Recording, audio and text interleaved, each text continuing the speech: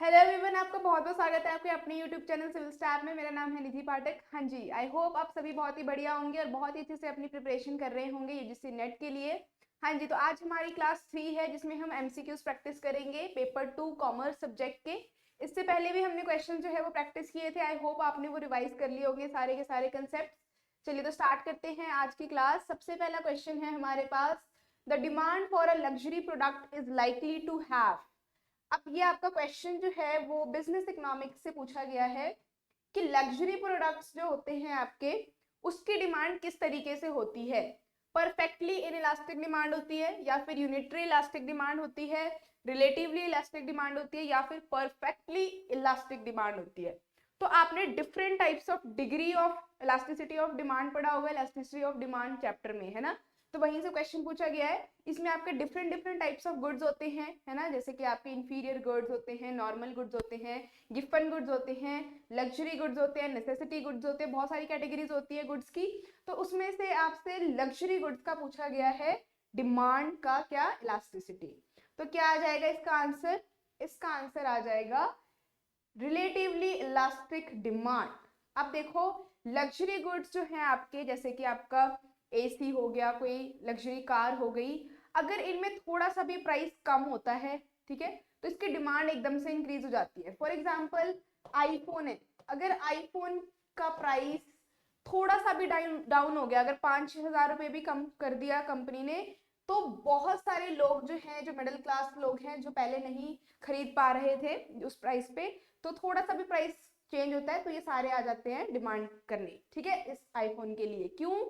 क्योंकि एक ये लग्जरी प्रोडक्ट है, तो अगर आपको कहीं पे थोड़ा सा सस्ता मिल रहा है तो आप वहां से खरीदना चाहोगे। क्लियर? तो luxury goods typically have high price elasticity of demand, meaning small price change leads to large change in quantity demanded. So essential goods on the other hand are more inelastic. इसी तरीके से जो आपके inelastic goods के example, inelastic demand के example है वो है नेसेसिटी गुड्स। अब जो गुड्स आपको डेली लाइफ में चाहिए, जैसे कि आपको जो है सॉल्ट चाहिए, शुगर चाहिए, है ना, ये डेली आपने यूज करना है, इसका प्राइस कम हो या ज्यादा हो आपको उससे कोई फर्क नहीं पड़ता, आप उसकी डिमांड कम या ज्यादा नहीं करते। अब नमक खाना तो नहीं छोड़ दोगे अगर उसका प्राइस जो है हाई हो गया, नहीं। ऑयल जो है वो सब्जी में डालने तो अगर उसका भी प्राइस ज्यादा हो गया फिर भी हम ऑयल खाना नहीं छोड़ सकते, ठीक है। तो नेसेसिटी गुड्स की डिमांड जो है वो इनइलास्टिक होती है, एंड लग्जरी गुड्स जो होती है उसकी इलास्टिक डिमांड होती है, ठीक है। क्लियर? चल, नेक्स्ट है असर्शन रीजनिंग टाइप का क्वेश्चन है आपके पास। The price elasticity of demand for an inferior good is always negative. अब यहाँ पे प्राइस इलास्टिसिटी की बात की हुई है, ठीक है। आपने डिफरेंट टाइप्स ऑफ इलास्टिसिटी किया होगा, cross elasticity, price elasticity, income elasticity. तो प्राइस इलास्टिसिटी किसका? इंफीरियर गुड्स का। अब इंफीरियर गुड्स, आई होप आपको पता हो इंफीरियर गुड्स किसे कहते हैं। इंफीरियर गुड्स उसे कहते हैं जब कस्टमर की या कंज्यूमर की इनकम इंक्रीज होती है और उससे वो उस गुड्स की डिमांड कम कर देता है। फॉर एग्जाम्पल, आप कोई लो क्वालिटी का प्रोडक्ट यूज करते थे पहले जब आपकी इनकम कम थी, अब आपकी इनकम बढ़ गई तो आपने उसकी डिमांड कम कर दी, अब अच्छी क्वालिटी का प्रोडक्ट आप खरीदने लग गए। तो ये किसका एग्जाम्पल है? इंफीरियर गुड का एग्जाम्पल है। क्लियर? फॉर एग्जाम्पल, आप जो है पहले डालडा यूज करते थे, ठीक है, आपने खाने में डालडा यूज करते थे बिकॉज आपकी इनकम इतनी ज्यादा नहीं थी। अब आपकी इनकम बढ़ गई तो आप अच्छी क्वालिटी का रिफाइंड ऑयल जो है वो खाने लग गए, ठीक है। तो इंफीरियर गुड आपके लिए क्या है? डालडा है, ठीक है। इसी तरीके से बाजरा हो गया, ठीक है, इस तरीके से। तो यहाँ पे नेक्स्ट है inferior goods follow the law of demand, meaning demand falls when price rises. Inferior goods जो है यहाँ पे बोल रहे हैं कि लॉ ऑफ डिमांड को ये फॉलो करता है। इसका मतलब लॉ ऑफ डिमांड क्या कहता है कि जब डिमांड कम होती है तब प्राइस बढ़ता है, और जब आपका प्राइस कम होता है तो डिमांड ज्यादा होता है। इसका मतलब लॉ ऑफ डिमांड में नेगेटिव रिलेशन होता है किसके बीच में? प्राइस के बीच में एंड क्वांटिटी डिमांड के बीच में, ठीक है। लेकिन यहाँ पे हमने जो एग्जाम्पल लिया जिसमें हमने देखा कि डालडा का प्राइस अगर कम भी है, रिफाइंड ऑयल से तो कम है ना, फिर भी इंफीरियर गुड्स जो है हमारा जो डिमांड है वो दूसरे की बढ़ रही है ना। तो इसका मतलब यहाँ पे जो आपका रीजन है दैट इज इंफीरियर गुड्स वाला, ये गलत है। तो हमारे पास आंसर आ जाएगा A is true but R is false. तो इंफीरियर गुड्स की प्राइस इलास्टिसिटी जो है वो कैसी होती है, नेगेटिव होती है। एंड इंफीरियर गुड्स की लॉ ऑफ डिमांड जो है वो नहीं फॉलो करता। इंफीरियर गुड्स कौन से गुड्स फॉलो करते हैं लॉ ऑफ डिमांड को, only normal goods. Given goods भी जो है वो लॉ ऑफ डिमांड को फॉलो नहीं करते। वैसे तो यहाँ पे प्राइस की जगह इनकम इलास्टिसिटी होना चाहिए था क्वेश्चन में, ठीक है। चलो तो इसका आंसर क्या हो जाएगा, C option, that is A is true but R is false. So the price elasticity of demand of inferior good is negative, ठीक है। इनकम इलास्टिसिटी भी नेगेटिव होता है, meaning demand increases when income falls, ठीक है। तो देखो income false आ गया, इनकम जब कम हो रही है तो डिमांड क्या हो रही है, इंक्रीज हो रही है। नेक्स्ट है the reason is incorrect because inferior goods do not necessarily follow the law of demand, तो इसलिए हमारा सेकंड स्टेटमेंट गलत था।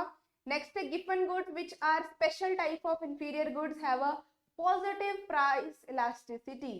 जो आपके गिवन गुड्स होते हैं इसमें भी लॉ ऑफ डिमांड जो है वो एप्लीकेबल नहीं होता, गिवन गुड्स भी एक्सेप्शन होता है किसका, लॉ ऑफ डिमांड का। क्लियर, तो हम गिवन गुड्स को हाईली इंफीरियर गुड्स भी कहते हैं, ठीक है। चलो नेक्स्ट है statement 1 and statement 2 type MCQ. तो if the price of a good falls the marginal utility per rupee spent on that good increases. अगर आपके गुड का प्राइस जो है वो कम होता है तो जो मार्जिनल यूटिलिटी है जो आपको पर यूनिट स्पेंड करने से, पैसा खर्च करने से मिल रही है गुड पे, वो क्या होती है, इंक्रीज होती है। इसका मतलब मार्जिनल यूटिलिटी जो है वो क्या हो रही है, मनी की इंक्रीज हो रही है। नेक्स्ट स्टेटमेंट कह रहा है a consumer reallocate spending among goods until the marginal utility per rupee is equal across all goods. तो यहाँ पे लिखा हुआ है कंज्यूमर जो है वो तब तक क्या करता है, अपना मनी स्पेंड करता है गुड्स पे जब तक उसकी मार्जिनल यूटिलिटी पर रुपी जो है वो इक्वल नहीं हो जाती सारे गुड्स पे, ठीक है। तो ये लाइन जो है देखते सही है या नहीं है। तो हमारे पास both statements are correct and statement 2 explain statement 1। तो दोनों ही स्टेटमेंट बिल्कुल सही बताई गई है इस क्वेश्चन में। तो हमारी दोनों ही स्टेटमेंट क्या है, करेक्ट है, ट्रू है, ठीक है, और आपस में क्या कर रही है, रिलेट भी कर रही है। तो when price falls the marginal utility per unit spend that is MU divided by P increases, ठीक है। And according to equimarginal utility principle a rational consumer reallocates consumption until MU upon P is equal to क्या, satisfaction of all goods। तो ये आपका एक तरीके से marginal utility का लॉ है, प्रिंसिपल है, जहां पे हम कंज्यूमर इक्विलिब्रियम वाला कंसेप्ट भी पढ़ते हैं। ये वहां से क्वेश्चन आपको पूछा गया है, ठीक है। Next, Which of the following is not considered a source of finance? तो अभी तक हमने जो क्वेश्चंस किए वो बिजनेस इकोनॉमिक्स के क्वेश्चंस थे जितने भी किए। अब हमारे पास क्वेश्चन आया है बिजनेस फाइनेंस से, बिजनेस फाइनेंस यूनिट से। बिजनेस फाइनेंस या फिर आप इसको फाइनेंशियल मैनेजमेंट के नेम से भी जानते होंगे जब आपने बीकॉम में पढ़ा होगा इस सब्जेक्ट को, ठीक है। तो यहाँ पे पूछा हुआ है कि इसमें से कौन सा जो है वो सोर्स ऑफ फाइनेंस नहीं है। सोर्स ऑफ फाइनेंस क्या होता है, जब कोई भी बिजनेस स्टार्ट करने जा रहे हो आप, आपको पैसा चाहिए, कैपिटल चाहिए, तो उसके लिए आप पैसा कहाँ से इकट्ठा कर सकते हो, उसको बोलते हैं सोर्स ऑफ फाइनेंस। तो या तो आप बैंक के पास जा सकते हो, वहां से लोन ले सकते हो, या फिर आप शेयर्स इशू कर सकते हो, डिबेंचर्स के थ्रू पैसा जो है वो लेकर आ सकते हो। तो यहाँ पे ट्रेड क्रेडिट है एक आपके पास एग्जाम्पल, डिबेंचर्स है ऑप्शन में, कैपिटल बजटिंग है एंड फैक्टरिंग है। तो देखो ट्रेड क्रेडिट क्या होता है कि जब आपका सप्लायर जो है वो आपको क्या करता है, क्रेडिट पे, उधार पे रॉ मटेरियल दे देता है। तो एक तरीके से यहाँ पे आपको पैसों की जरूरत अभी नहीं पड़ेगी, ये भी सोर्स ऑफ फाइनेंस ही हो गया एक तरीके से, उधार पे आपको सामान मिल गया। नेक्स्ट है डिबेंचर्स। तो डिबेंचर्स जिस तरीके से शेयर्स होते हैं उसी तरीके से डिबेंचर्स इशू करती है कंपनीज, जिसपे क्या देती है, इंटरेस्ट पे करती है। तो ये भी एक सोर्स ऑफ फाइनेंस है।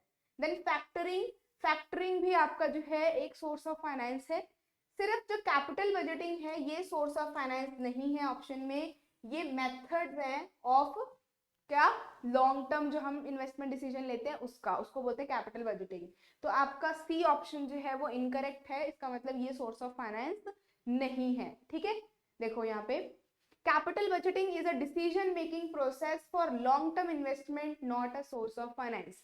कैपिटल बजटिंग किसे बोलते हैं, जब आप लॉन्ग टर्म एसेट्स पे पैसा इन्वेस्ट करना चाहते हो, जैसे कि मशीनरी खरीदनी है, लैंड खरीदनी है, बिल्डिंग खरीदनी है, उस डिसीजन के पूरे प्रोसेस को बोलते हैं कैपिटल बजटिंग प्रोसेस।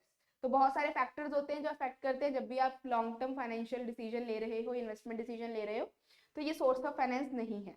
बाकी जो आपके ऑप्शंस हैं उसके बारे में भी थोड़ा थोड़ा गिवन है। देखो, ट्रेड क्रेडिट क्या है? It is an delay payment from the suppliers and debentures, debt instruments for raising capital, and factoring is selling receivable for quick cash।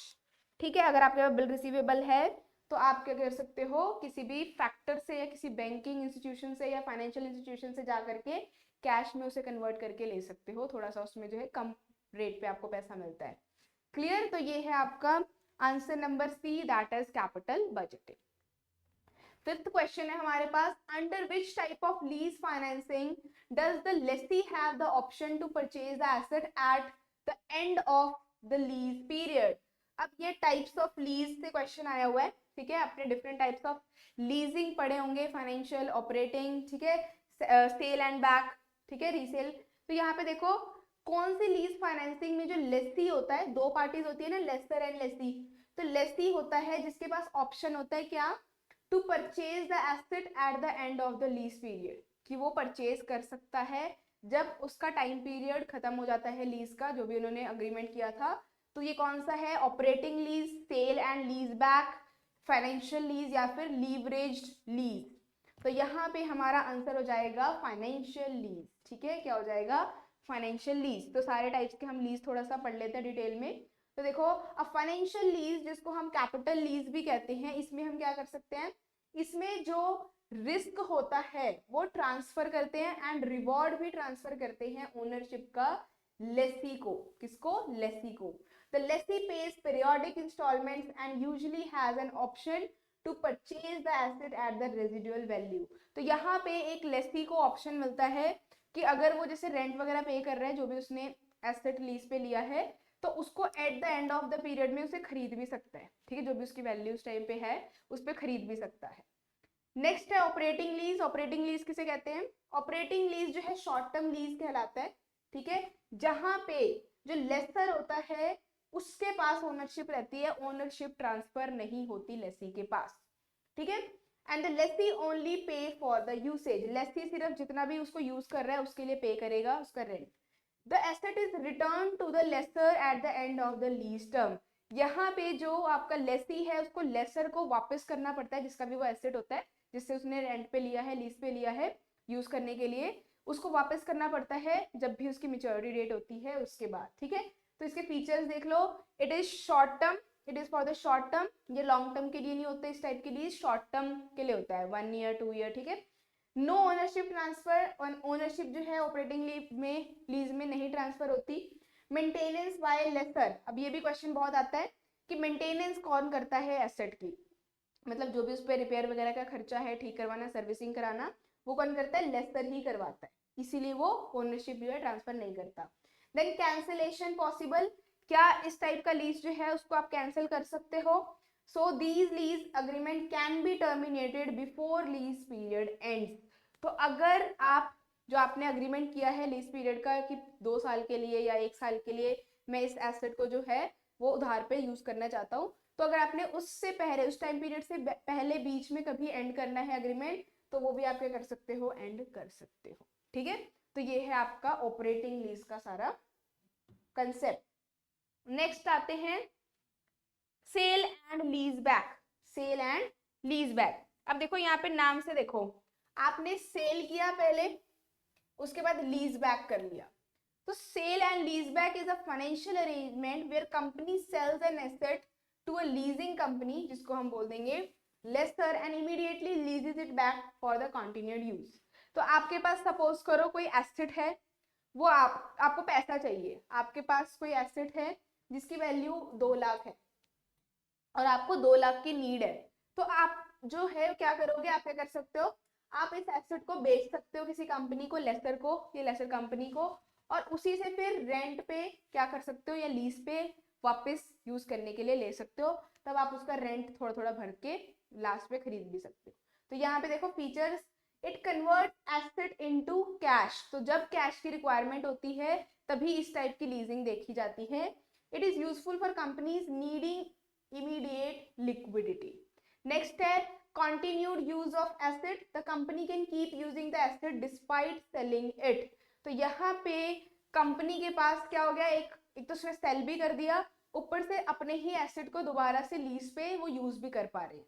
Next है लॉन्ग टर्म लीज। तो ये टाइप की lease जो होती है वो लॉन्ग टर्म के लिए होती है, लॉन्ग टाइम पीरियड के लिए होती है, जैसे कि आपका ऑपरेटिंग शॉर्ट टर्म के लिए था।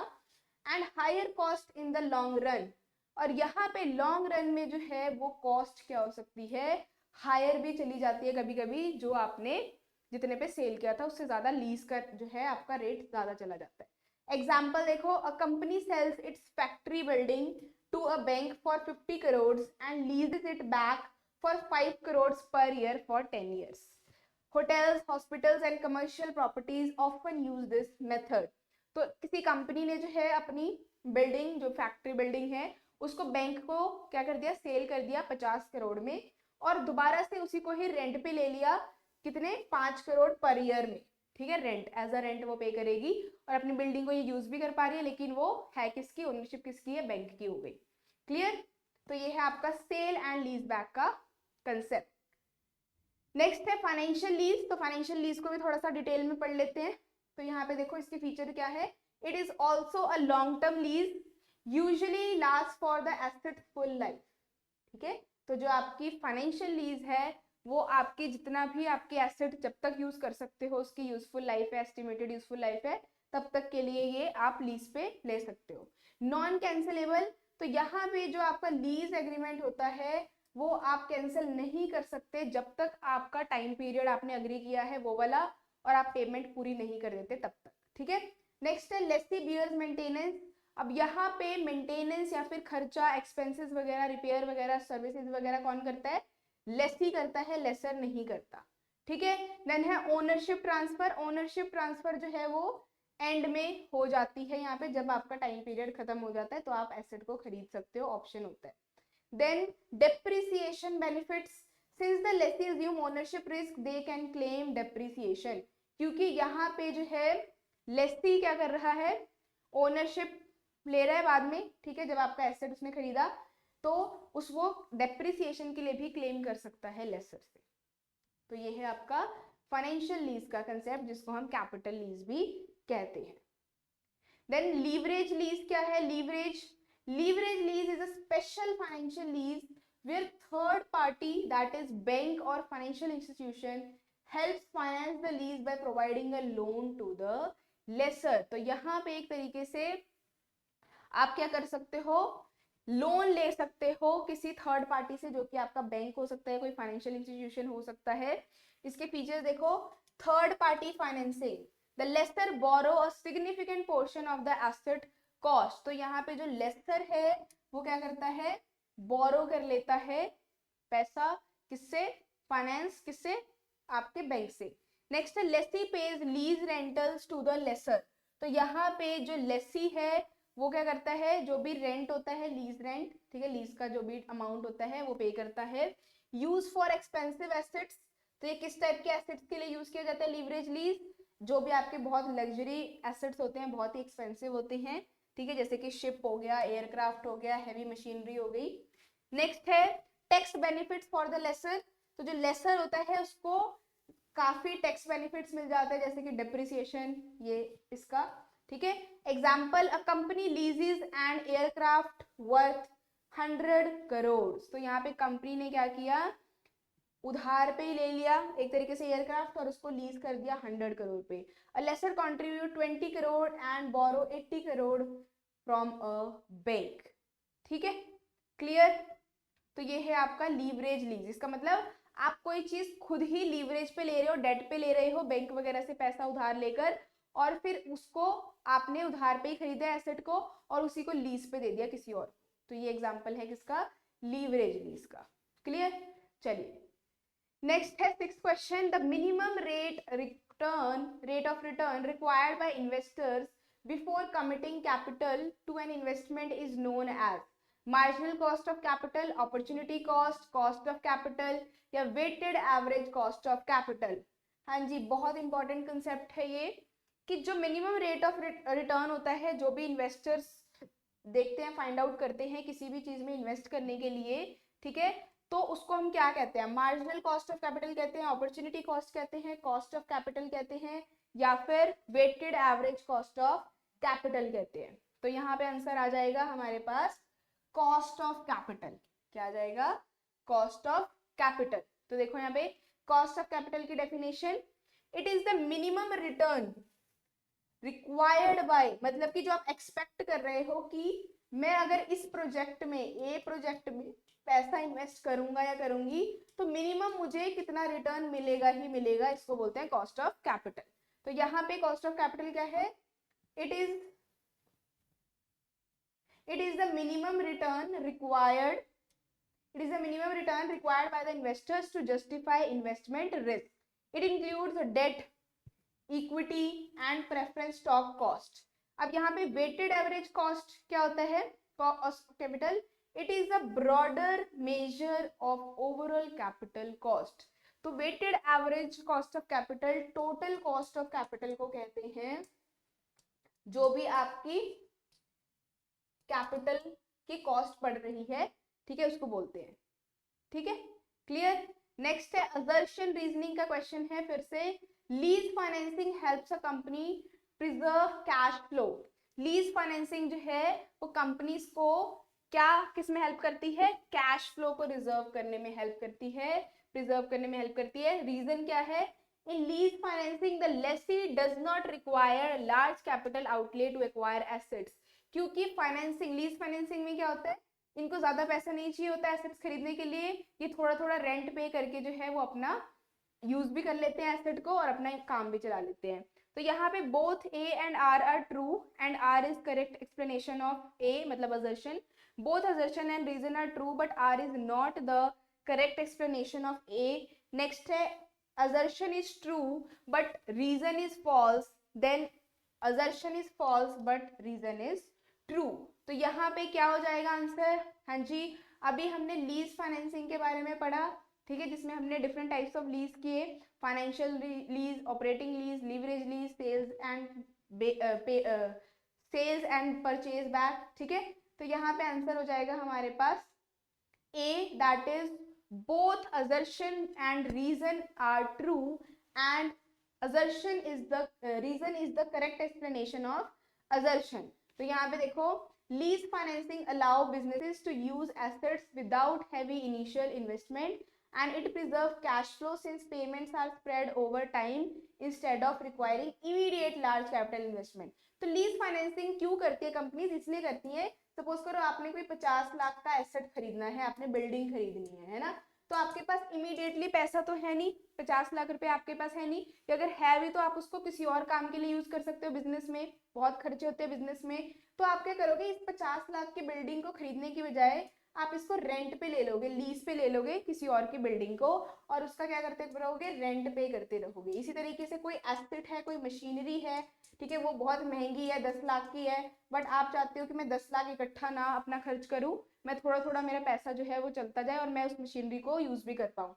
तो आपने किसी से लीज पे ले लिया, रेंट पे ले लिया, और जितने भी टाइम पीरियड के लिए आपने रेंट पे लिया है उसके अकॉर्डिंग आपने जो भी अग्रीमेंट किया है लेसर और लेसी ने, उसको क्या करेंगे, उस टाइम पीरियड तक के यूज कर सकते हो। ठीक है, तो देखो, जिसका एसेट होता है जो कि लीज पे दे रहा है, ठीक है, उसे बोलते हैं लेसर, और जो एसेट को रेंट पे या लीज पे ले रहा है उसको बोलते हैं लेसी। ठीक है, तो इनमें डिफरेंस पता होना चाहिए आपको, लेसर एंड लेसी। क्लियर? चलिए, तो इससे आपका कैश फ्लो जो है वो इमीडिएट नहीं होगा, ज्यादा पेमेंट में नहीं होगा।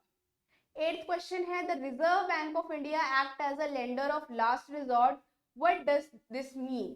तो आपका रिजर्व बैंक ऑफ इंडिया जो है उसका एक फंक्शन है जो आपको यहाँ पे क्वेश्चन में बताया गया है, that is it is a lender of last resort. तो इसका मतलब क्या होता है? तो ये आपका बैंकिंग यूनिट से आया हुआ है, बैंकिंग एंड इंश्योरेंस यूनिट से क्वेश्चन। तो आरबीआई से क्वेश्चन जो है वो हर बार आता है आपके यूजीसी नेट एग्जाम में। ठीक है, आरबीआई से पक्का क्वेश्चन आते हैं आपके एग्जाम में, तो इसको बिल्कुल भी स्किप करके नहीं जाना है। ये क्वेश्चन आपको करना ही करना है, मतलब जो भी फंक्शंस हैं आरबीआई के, देन आपके आरबीआई के बारे में, कब इस्टेब्लिशमेंट हुई, कौन सा एक्ट इस पे एप्लीकेबल होता है, हेडक्वार्टर कहाँ पे है, सारा कुछ आरबीआई के बारे में पढ़ के जाना है, कुछ भी आ सकता है। ज्यादातर वैसे रोल एंड फंक्शन में से क्वेश्चन आता है। तो लास्ट रिजॉर्ट का मतलब क्या होता है?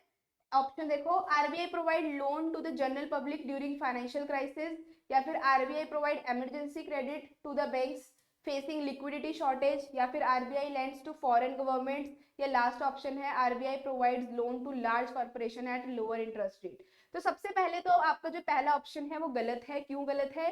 क्योंकि आरबीआई डायरेक्टली पब्लिक के साथ डील करता ही नहीं है, आपके कमर्शियल बैंक्स करते हैं पब्लिक के साथ डायरेक्टली डील। आरबीआई जो है वो सिर्फ एपेक्स बैंक है, वो रूल्स एंड रेगुलेशन बनाता है, आपकी मनी सप्लाई को कंट्रोल करता है, और जितने भी बैंक्स हैं उनको लोन प्रोवाइड करता है, पब्लिक के साथ डील नहीं करता डायरेक्टली आरबीआई। तो आपका फर्स्ट ऑप्शन गलत हो गया, ठीक है। देन ये भी नहीं होगा। अच्छा हाँ, ये हो सकता है RBI lends money to foreign governments, no provide large corporation. तो आंसर आएगा आपका B option, that is RBI provides emergency credit to banks facing liquidity shortages, इसलिए हम इसको बोलते हैं लास्ट रिजॉर्ट। तो जब आपके बैंक्स के पास पैसा नहीं होता, उनके रिजर्व में पैसा नहीं है, तो उनको जो है, अब जितने भी उनके कस्टमर्स हैं, क्लाइंट्स हैं, तो बैंक को पैसा उनको वापस भी तो करना होता है ना, क्योंकि हम जो है कभी विड्रॉ करते हैं, कभी डिपॉजिट करते हैं। तो जब बैंक के पास शॉर्टेज आ जाती है, कमर्शियल बैंक्स के पास, तो वो कहाँ जाते हैं?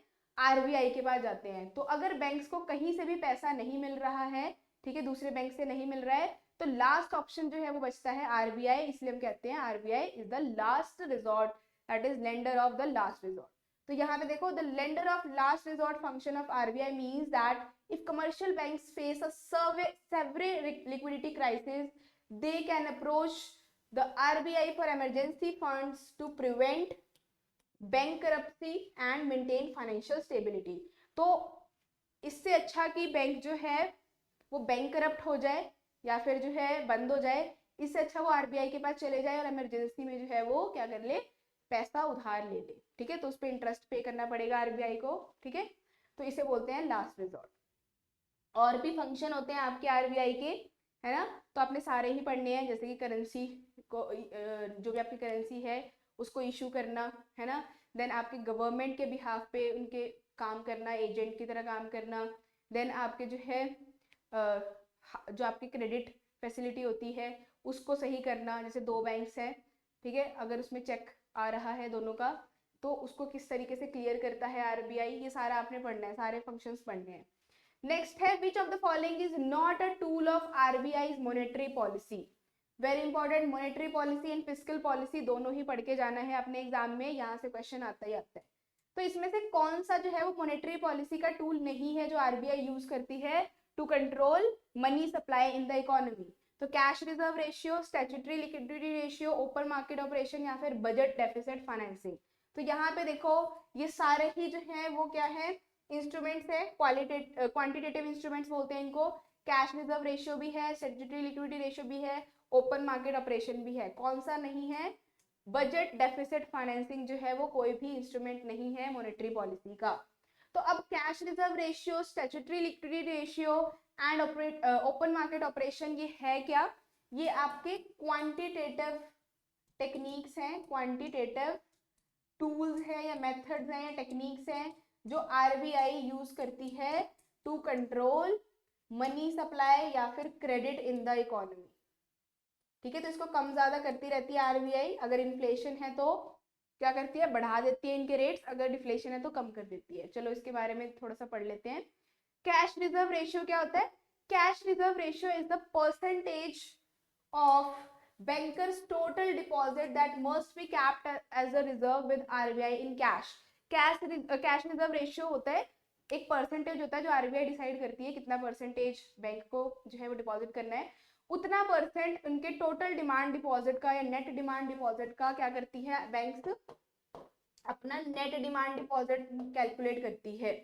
इसका मतलब जो भी डेली उनका पैसा आता है ना, जो भी डिपॉजिट हुआ है, जितने भी विड्रॉ हुआ है, उसका नेट अमाउंट निकालती है, कैलकुलेट करती है, फिर उसका कुछ परसेंटेज कैलकुलेट करके किसमें, कैश के फॉर्म में आरबीआई के पास जमा करती है।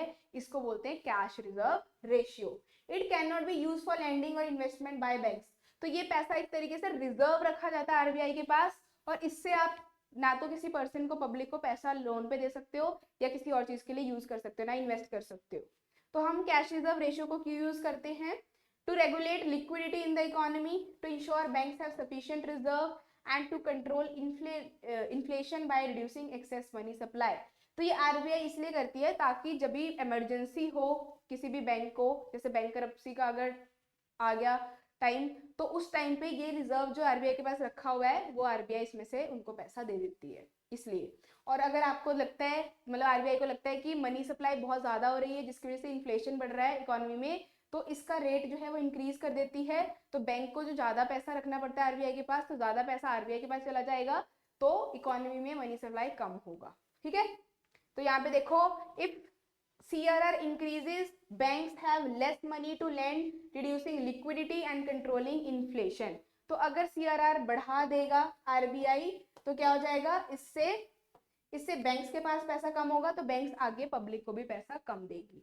If CRR decreases, banks have more money to lend, boosting economic growth। अगर इसका ऑपोजिट होगा, अगर CRR कम कर देंगे तो क्या होगा, बैंक के पास ज्यादा पैसा होगा, बैंक के पास ज्यादा पैसा होगा तो आगे कस्टमर्स को भी ये पैसा ज्यादा लेंड कर पाएंगे, तो इससे डिफ्लेशन वाला जो आपका कंडीशन है वो सही हो जाता है।